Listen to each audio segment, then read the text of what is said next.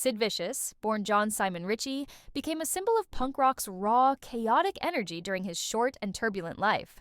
As the bassist for the Sex Pistols, he wasn't known for his musical skill, but rather for his rebellious persona, drug-fueled lifestyle, and tragic end that still resonates decades later. What makes Sid's story truly heartbreaking is how quickly he went from a troubled youth to a cultural icon, and how fame only deepened his pain. Raised in a broken household, and constantly moving between unstable homes, Sid's early life was steeped in instability.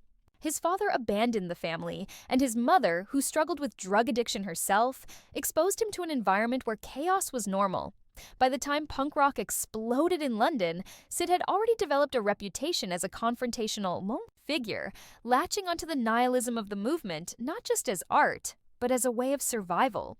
When he joined the Sex Pistols in 1977, replacing bassist Glenn Matlock, it was more about his attitude than his musical ability. The band's manager, Malcolm McLaren, saw in Sid the perfect embodiment of punk's anarchic spirit. However, that same image would prove to be his undoing. As the band unraveled amid drug use and infighting, Sid began a toxic relationship with American groupie Nancy Spungen, a bond that became inseparable from his public identity. The two spiraled together, sinking deeper into heroin addiction and volatile behavior.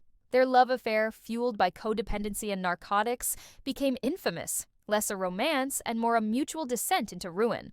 In October 1978, Nancy was found dead in the bathroom of their room at the Chelsea Hotel in New York City, stabbed in the abdomen. Sid was arrested and charged with her murder, but claimed he had no memory of the event due to heavy drug use. Though released on bail, Sid's mental and physical state deteriorated rapidly.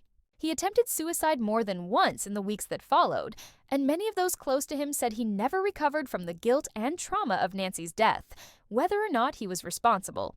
Just months later, on February 2, 1979, Sid died of a heroin overdose at the age of 21. His mother reportedly administered the fatal dose, either knowingly or in tragic ignorance. Sid's story is not just a cautionary tale about drugs and fame.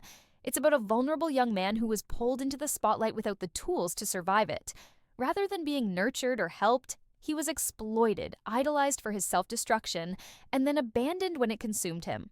His name became synonymous with punk's darkest extremes, but the tragedy lies in the fact that beneath the snarling sneer and spiked hair was a lost and broken soul crying out for help.